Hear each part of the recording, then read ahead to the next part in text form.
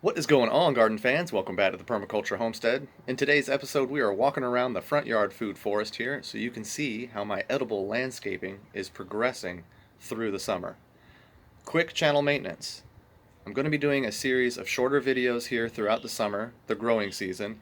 Things are getting really thick and dense, and there's so much to see that I need to just break it all up into smaller pieces. So please subscribe, give this video a thumbs up, tap the notification bell so that you can be notified when I'm putting out these videos. I'm going to be putting out a lot more content daily here as we go through the growing season. Also, channel maintenance. If you have sent me a request for a free consultation here in the state of South Carolina, I am working through those. Please be patient. I obviously got a ton of response, and I'm going to get to everybody that I have spoken to. I've read a lot of emails, I've seen a lot of Facebook messages, and I'm going to be squeezing these into video consultations here on YouTube. It's going to be part of the series of how to grow your own food forest. So if you're interested in that, please subscribe, tap the notification bell, give this video a thumbs up. That's what really helps us out. Without further ado, come on up, let's check out the food forest.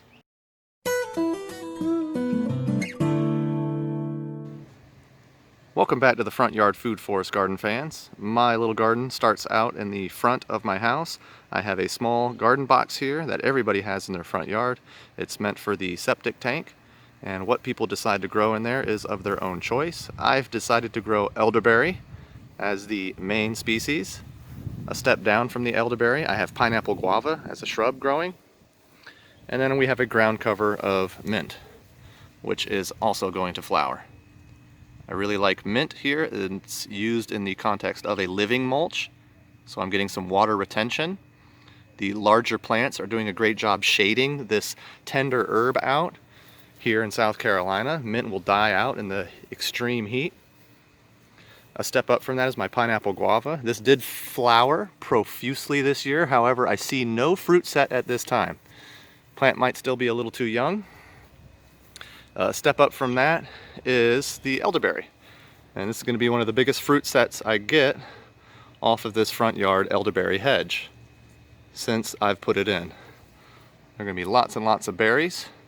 And as for elderberry, the berries and the flowers themselves are absolutely medicinal. You can make a tea or a cordial with the flowers. With the berries, of course, you can do jams, jellies, preserves, whatever you see fit, really.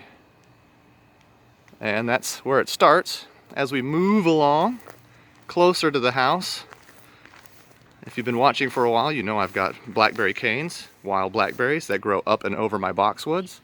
We've already harvested our spring blackberries, and as new canes start growing up and through these boxwoods, I'm laying them down and flat over this, just to camouflage them. So those are my blackberries for next year. Moving along, we also have quite a few shrubs, trees in here. Starting from the front, we have an apricot, sweet gem apricot. Right behind that, we have a pomegranate. The pomegranate all flowered this year. Looks like we got some pollination, and it looks like we're going to get some fruit off of that. Okay, right behind that, we have a gummy berry kind of shoved in here. This is a sacrificial plant. It's a chop and drop plant. I'm using it for its nitrogen fixation. It does put on an edible berry. I will be coming out here in a little bit and just chopping it all down, kind of shaping it up, chopping and dropping. And in the very back, we have the tallest plant, elderberry. And we also have a new contender at this time of year. Passion fruit is starting to grow up all the elderberry. This is some of my favorite flowers to see in the summertime. And I'm not just getting passion fruits, I am getting passion flowers and fruits growing right up the elderberry. Elderberry is not choked out. The elderberry does not mind this. And what I get is a nice symbiosis here and tons of fruit all jammed into one. Now we do have a ground cover growing through here, an herb layer.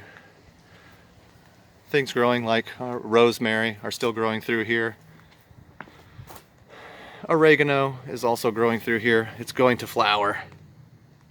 and I'll let it seed, and then I'll chop and drop it back. And what I'll get is more oregano in the fall. As you can see, here's more of that passion fruit growing through. I definitely let the wild vines grow. I definitely let Mother Nature do what she does best, and that's grow. I try to provide the best environment for Mother Nature to do what she does best, and then I step back and let Mother Nature do what she does.